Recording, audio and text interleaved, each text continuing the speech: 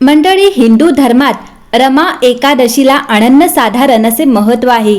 या दिवशी उपवास करून भगवान विष्णूंची पूजा केली जाते। असे मानले जाते की रमा एकादशीला भगवान विष्णूंची पूजा केल्याने सुख समृद्धी वाढते।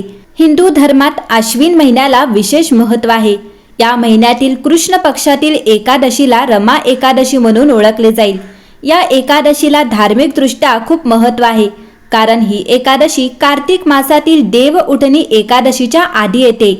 कार्तिक महिन्यात जगाचे पालनकर्ता श्रीहरी विष्णू योग निद्रातून जागे होतात आणि त्या शुभ मुहूर्तावर देव उठणी एकादशी साजरी केली जाते।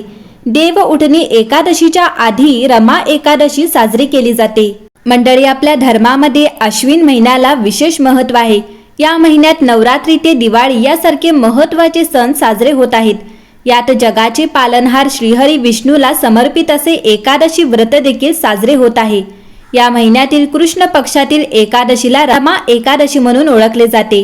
पंचांगानुसार आश्विन महिन्याच्या कृष्ण पक्षातील एकादशी तिथी 27 ऑक्टोबर रोजी सकाळी 5:23 सुरू होईल, तर 28 ऑक्टोबर रोजी सकाळी 7:50 समाप्त होईल। उदय तिथीनुसार एकादशी युक्त द्वादशीच्या आधारावर 28 ऑक्टोबर रोजी रमा एकादशी साजरी केली जाईल, तर 29 ऑक्टोबर रोजी सकाळी 6:31 ते 8:44 पर्यंत या व्रताचे पारण केले जाईल। मंडळी, यंदाची रमा एकादशी विशेष आहे, कारण या दिवशी 2 शुभ संयोग जुळून येत आहेत। त्यानुसार ब्रह्मयोग सकाळी 6:48 पर्यंत राहील। यानंतर इंद्रयोग सुरू होईल, जो दिवसभर राहील, तर पूर्वा फाल्गुनी नक्षत्र दुपारी 3:24 पर्यंत आहे। त्यानंतर उत्तरा फाल्गुनी नक्षत्र सुरू होईल। धार्मिक मान्यतेनुसार रमा एकादशीला श्रीहरी विष्णूंची आराधना केल्याने मनुष्याला सर्व प्रकारचे सांसारिक सुख प्राप्त होते, अशी धार्मिक मान्यता आहे। याशिवाय या व्रताच्या प्रभावाने घरात सुख समृद्धी नांदते। एकंदरीत जो भक्त एकादशीला पूर्ण भक्तिभावाने व्रत आणि लक्ष्मी नारायणाची पूजा करतो, त्याच्यावर श्रीहरी विष्णूंची कृपा राहते।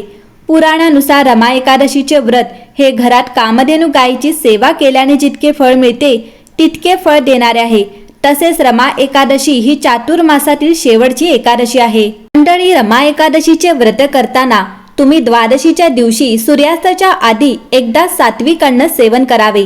द्वादशीपासून भक्तांनी जमिनीवर झोपून ब्रह्मचर्य व्रताचे पालन करावे।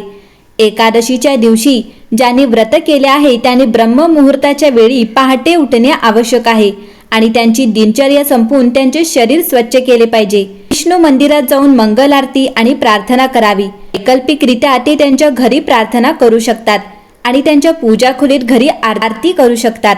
आरती केल्यानंतर त्यांनी तुळशी देवीला पाणी आणि एक दिवा द्यावा आणि तुळशीच्या रोपाला 3 वेळा प्रदक्षिणा घालावी। तुळशीच्या रोपाजवळ बसून हरे राम हरे राम राम राम हरे हरे, हरे कृष्ण कृष्ण कृष्ण हरे हरे हा मंत्र जपला पाहिजे। मंडळी, रमा एकादशीच्या दिवशी भक्तांनी कोणत्याही प्रकारचे धान्य, तांदूळ, मसूर यांचे सेवन करणे टाळावे। जर तुमची आरोग्य स्थिती तुम्हाला उपवास काटेकोरपणे पाळण्याची परवानगी देत नसेल, तर तुम्ही ताजी फळे, दूध किंवा एकादशीचा प्रसाद घेऊ शकता।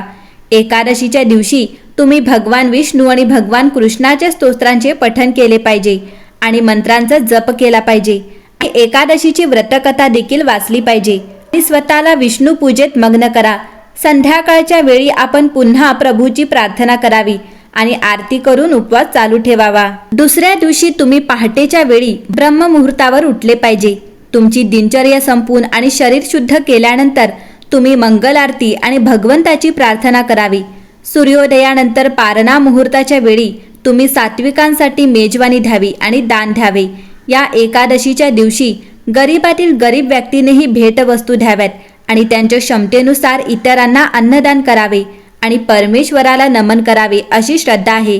सात्विकांना भोजन दिल्यानंतर भक्त एकादशीचा प्रसाद किंवा जगन्नाथ प्रसादात भाग घेऊन उपवास पूर्ण करू शकतो।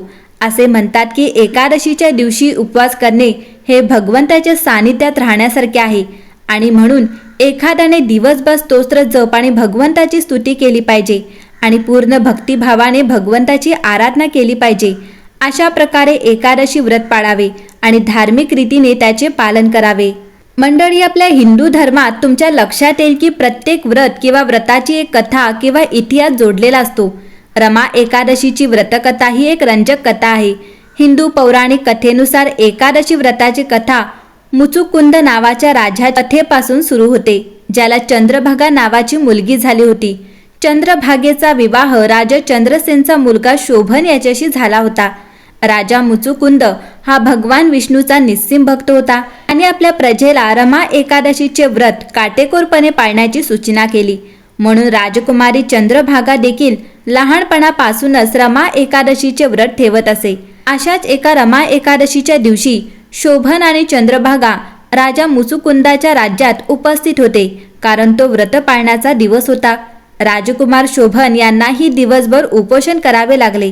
तथापि राजकुमार शोभनला त्याच्या खराब आणि कमकुवत प्रकृतीमुळे कठोर उपवास करणे शक्य झाले नाही, कारण ते तहान आणि भुकेमुळे जगू शकणार नाहीत. त्यांनी आपल्या समस्येची निराकर करण्यासाठी राजकुमारी चंद्रभागा यांच्याशी संपर्क साधला. त्यावर राजकुमारी चंद्रभागा यांनी सुचवले की त्यांनी राज्य सोडावे आणि दिवसभर राज्याच्या बाहेर कुठेतरी राहावे, कारण राज्यातील प्रत्येक जण पक्षी आणि प्राण्यांसह रमा एकादशीचे व्रत अखंडपणे पाळत आहे. राजकुमार शोभन यांना राज्य सोडणे हा एक आदर्श उपाय आहे असे वाटले नाही आणि म्हणूनच त्यांची प्रकृती कमजोर असूनही त्यांनी उपोषण करण्याचा निर्णय घेतला. दुःखाची गोष्ट म्हणजे राजकुमार शोभन भूक आणि तहानेने अत्यंत अशक्त झाले आणि मध्यरात्री मरण पावले. राजा मुचुकुंदाने राजकुमार शोभनचा मृतदेह खाली ठेवला आणि राजकुमारी चंद्रभागा यांना तिच्या पतीसह सती होऊ दिली नाही.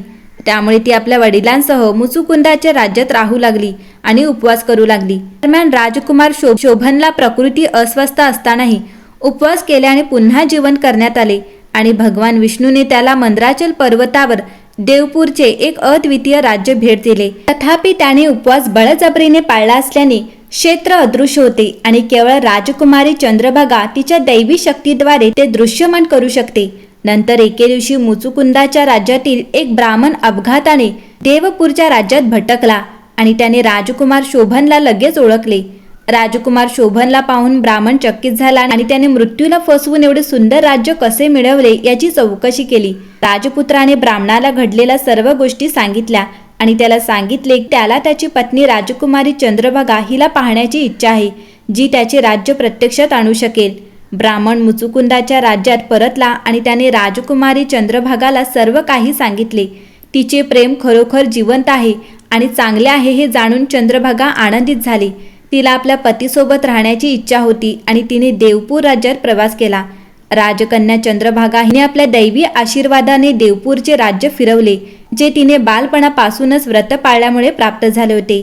राजकुमार शोभन आणि राजकुमारी चंद्रभागा पुन्हा एकत्र आले आणि त्यांनी देवपूरच्या राज्यावर कायमचे राज्य केले. मंडळी, रमा एकादशी साजरी करण्यामागचे सर्वात मोठे कारण म्हणजे हा दिवस तुम्हाला सर्व पापांपासून शुद्ध करण्याचा शुभ दिवस आहे, ज्यात निष्पाप आणि धार्मिक आत्म्याच्या हत्येमुळे प्राप्त झालेल्या पापांचा समावेश आहे. या व्रताचे पालन केल्याने तुम्हाला आनंद, तुमच्या भूतकाळातील आणि वर्तमानातील पापांपासून मुक्ती आणि आयुष्यभरासाठी आणि पुढेही आनंद मिळण्यास मदत होते. हे 100 राजसूय यज्ञ आणि 1000 अश्वमेध यज्ञ करण्यासारखे आहे. रमा एकादशीला भगवान विष्णूची उपासना केल्याने व्यक्तीला त्यांच्या जीवनातील सर्व अडथळे दूर करण्याची आणि जीवनात मोठे यश प्राप्त करण्याची क्षमता प्राप्त होते.